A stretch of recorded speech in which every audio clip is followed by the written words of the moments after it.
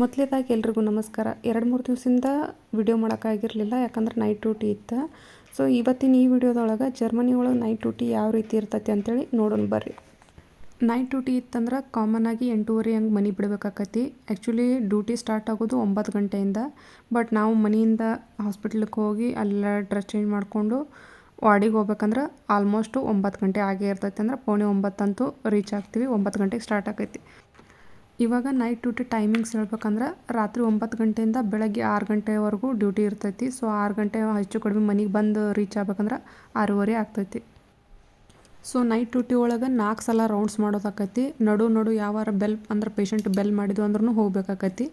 ಮತ್ತು ಟ್ಯಾಬ್ಲೆಟ್ನ ಕಂಟ್ರೋಲ್ ಮಾಡ್ಬೇಕಾಕೈತಿ. ಅಂದ್ರೆ ಟ್ಯಾಬ್ಲೆಟ್ನ ರೆಡಿ ಮಾಡಿ ಇಟ್ಟಿರ್ತಾರೆ ಬೆಳಗ್ಗಿನವರು, ಅದನ್ನು ನಾವು ನೈಟ್ ಕರೆಕ್ಷನ್ ಮಾಡ್ಬೇಕಾಕೈತಿ. ಅಂದ್ರೆ ಕರೆಕ್ಟಾಗಿ ಐತೆ ಇಲ್ಲ ಅಂಥೇಳಿ. ಸಮ್ಟೈಮ್ಸ್ ನನಗೆ ಅನ್ನಿಸ್ತಿರ್ತೈತಿ ನಾ ಇನ್ನು ಜನರಲ್ ವಾರ್ಡ್ನ ಡ್ಯೂಟಿ ಮಾಡತ್ನ ಇನ್ನು ICU ಒಳಗೆ ಡ್ಯೂಟಿ ಮಾಡತ್ನ ಅಂತೇಳಿ. ಯಾಕಂದ್ರೆ ನೈಟ್ ಡ್ಯೂಟಿ ಇತ್ತಂದ್ರೆ ರಾತ್ರಿ 9 ಗಂಟೆಯಿಂದ ಬೆಳಗ್ಗೆ 6 ಗಂಟೆ ತನಕ ಖಾಲಿ ನಮಗೆ ಅರ್ಧ ಗಂಟೆ ಅಷ್ಟೇ ರೆಸ್ಟ್ ಸಿಗ್ತೈತಿ. ಅಂದ್ರೆ ಆ ಟೈಮ್ನಾಗ ನಾವು ಒಂದು ಸ್ವಲ್ಪ ಪೌಸ್ ಮಾಡೋಕ್ಕಂತೇಳಿ ಉಳ್ಕಿದ ಟೈಮಾಗ ಕಣ್ಣಾಗ ಎಣ್ಣೆ ಬಿಟ್ಕೊಂಡು ಡ್ಯೂಟಿ ಮಾಡಬೇಕಾಕೈತಿ ಮುಂಜಾನೆ 6 ಗಂಟೆ ತನಕ. ಇವನ್ ನಾ ಇಂಡಿಯಾದಾಗ ICU ಡ್ಯೂಟಿನ ಮಾಡೀನಿ. ಆದ್ರೆ ನಮ್ಗೆ ಅಟ್ಲೀಸ್ಟ್ 2-3 ತಾಸರ ನಮಗೆ ರೆಸ್ಟ್ ಸಿಗ್ತಿತ್ತು. ಸೊ ಇಲ್ಲಿ ಯಾವ ರೆಸ್ಟು ಇಲ್ಲ, ಏನೂ ಇಲ್ಲ. ಸೊ ಮುಂಜಾನೆ 6 ಗಂಟೆ ತನಕ ಡ್ಯೂಟಿ ಮಾಡಬೇಕಾಕೈತಿ. ನಾವು ನೈಟ್ ಡ್ಯೂಟಿ ಮಾಡಿದ್ರೆ ರೆಸ್ಟ್ ಸಿಗೋದಿಲ್ಲ ಅನ್ನೋದು ಗೊತ್ತೈತಿ. ಆದರೂ ನೈಟ್ ಡ್ಯೂಟಿ ಮಾಡ್ತೀವಿ. ಯಾಕಂದ್ರೆ ಅದಕ್ಕೆ 2 ರೀಸನ್ ಅದಾವೆ. ಒಂದು, ನಮಗೆ ಎಕ್ಸ್ಟ್ರಾ ಪೇಮೆಂಟ್ ಸಿಗುತ್ತೆ. ಇನ್ನೊಂದು, ನಮಗೆ ಎಕ್ಸ್ಟ್ರಾ ರಜಾ ಸಿಗ್ತಾವೆ. ಅಂದ್ರೆ ನೈಟ್ ಡ್ಯೂಟಿ ಒಳಗೆ ಅಂದರೆ ಆ್ಯಕ್ಚುಲಿ 8 ತಾಸು ಅಷ್ಟೇ ಡ್ಯೂಟಿ ಇರ್ತೈತಿ. ಬಟ್ ನಾವು 1.5 ತಾಸು ಎಕ್ಸ್ಟ್ರಾ ಮಾಡೋದ್ರಿಂದ 9.5 ತಾಸು ಆಗುತ್ತದೆ. ಸೊ ಹಿಂಗಾಗಿ 1.5 ತಾಸಿಂದ ನಮಗೆ ಎಕ್ಸ್ಟ್ರಾ ಪೇ ಮಾಡ್ತಾರೆ.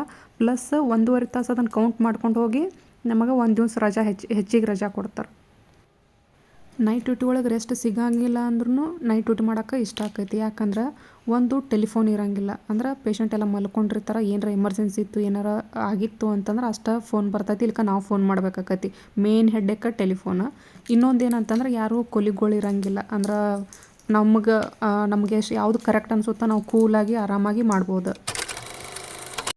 ಹೆಚ್ಚು ಕಡಿಮೆ 9ರಿಂದ 10 ತಾಸು ನೈಟ್ ಡ್ಯೂಟಿ ಮಾಡಿದ್ರೂ ನಿದ್ದೆ ಬರೋ ಯಾವ ಲಕ್ಷಣಗಳು ಕಾಣಂಗಿಲ್ಲ. ಯಾಕಂದ್ರೆ ಅಷ್ಟು ವರ್ಕ್ ಇರ್ತೈತಿ. PID ಮೆಡಿಕೇಶನ್ ಇದ್ದು ಅಂದ್ರೆ 3 ಗಂಟೆ ಅಥವಾ 4 ಗಂಟೆಗೆ ರೆಡಿ ಮಾಡಬೇಕಾಕೈತಿ. 5 ಗಂಟೆಗೆ ಕೊಡಬೇಕಾಕೈತಿ. ಈ ಒಂದು ಗ್ಯಾಪ್ ಒಳಗೆ ನಮಗೆ ಯಾವಾಗ ಟೈಮ್ ಸಿಗ್ತೈತೋ ಅವಾಗ ಒಂದು ಸ್ವಲ್ಪ ಪೌಸ್ ಎಲ್ಲ ಕೆಲಸ ಮಾಡೋಷ್ಟರಲ್ಲಿ ಟೈಮ್ ಚಾರ್ಜ್ ಕೊಡೋದು ಬಂದ ಬಿಡ್ತೈತಿ. ಸೊ ಚಾರ್ಜ್ ಕೊಟ್ಟು ಮನೆಗೆ ಹೋಗ್ಬೇಕು ಅನ್ನೋಡ್ದನ ಕತ್ತಿ ಗೋವಿಂದ ಆಗಿರ್ತೈತಿ. ಮುಖ ನೋಡಿದ್ರೆ ಗೊತ್ತಾಕೈತಿ. ಸೊ ಮನೆಗೆ ಬಂದು ಅಡುಗೆ ಮಾಡ್ಕೊಂಡು ತಿನ್ನೋ ಅಷ್ಟರಲ್ಲಿ ಮಾಡಿದ ಅಡುಗೆ ತಿನ್ನೋಕ್ಕೂ ಮನಸ್ಸು ಬರೋಂಗಿಲ್ಲ. ಯಾಕಂದ್ರೆ ಅಷ್ಟು ಟಯರ್ಡ್ ಆಗಿರ್ತೈತಿ. ನೆಲ ಸಿಕ್ಕರೆ ಸಾಕು ಅನ್ನಂಗಾಗಿರ್ತೈತಿ. ಸೊ ಸ್ಪೆಷಲಿ ನಮ್ಮ ಹೆಣ್ಮಕ್ಳು ಯಾರೇ ಜರ್ಮನಿಗೆ ಬರಬೇಕು ಅಂದ್ಕೊಂಡಿದ್ರೆ ಬಿ ಪ್ರಿಪೇರ್, ಎಲ್ಲದಕ್ಕೂ ರೆಡಿಯಾಗಿ ಬರ್ರಿ.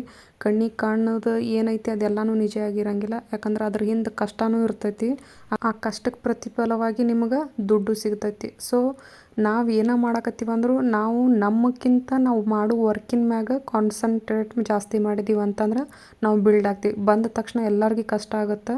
ಅಷ್ಟು ಹಂಗೆ ಅಂದ್ಕೊಂಡು ಯಾರೂ ಇಲ್ಲಪ್ಪ ಕಷ್ಟನೇ ಆಗಂಗಿಲ್ಲ ಅಂತೇಳಿ ಯಾರೂ ಅಂದ್ಕೊಳಕ್ಕೆ ಹೋಗ್ಬೇಡ್ರಿ. ಬಂದಮೇಲೆ ಪ್ರತಿಯೊಬ್ಬರಿಗೂ ಕಷ್ಟ ಆಗುತ್ತೆ. ಸೊ ಆ ಕಷ್ಟನ ಫೇಸ್ ಮಾಡಿದ್ರಿ ಅಂತಂದ್ರೆ ನಿಮ್ಮ ಲೈಫ್ ಫುಲ್ ಸೆಟ್ಲ್ ಆಗುತ್ತೆ. ಸ್ಪೆಷಲಿ ಜರ್ಮನಿ ಒಳಗೆ ನರ್ಸಸ್ಗಳಿಗೆ ಭಾಳ ಆಪರ್ಚುನಿಟೀಸ್ ಅದಾವೆ. ಬಟ್ ಅದನ್ನು ಯುಟಿಲೈಸ್ ಮಾಡ್ಕೊಳ್ಳೋದು ನಮ್ಮ ಕೈಯಾಗಿರ್ತೈತಿ. ನೀವು ಏನಾರು ಕರೆಕ್ಟಾಗಿ ಜರ್ಮನ್ ಲ್ಯಾಂಗ್ವೇಜ್ನ ಕಲಿತ್ರಿ ಅಂತಂದ್ರೆ ಸ್ಪೆಷಲಿ ಒಳ್ಳೆ ಏಜೆನ್ಸಿನ ನೋಡ್ಕೊಳ್ರಿ. ಯಾಕಂದ್ರೆ ಈ ಒಂದು ಟೈಮ್ನಾಗ ಯಾವ ಏಜೆನ್ಸಿನೂ ನಂಬಲಾರ್ದಂಗೆ ಆಗೈತಿ.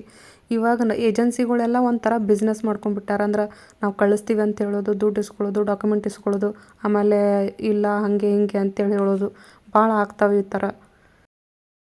ಸೊ ಈ ವಿಡಿಯೋ ನಿಮಗೆ ಇನ್ಫಾರ್ಮೇಟಿವ್ ಅನಿಸಿದ್ರಂದ ಒಂದು ಲೈಕ್ ಕೊಡ್ರಿ, ಸಪೋರ್ಟ್ ಮಾಡಿರಿ. ಸೊ ಮತ್ತೆ ನಾಳೆ ವಿಡಿಯೋದಾಗ ಸಿಗ್ತೀನಿ. ಅಲ್ಲಿವರೆಗೂ ಗುಡ್ ನೈಟ್, ಬಾಯ್.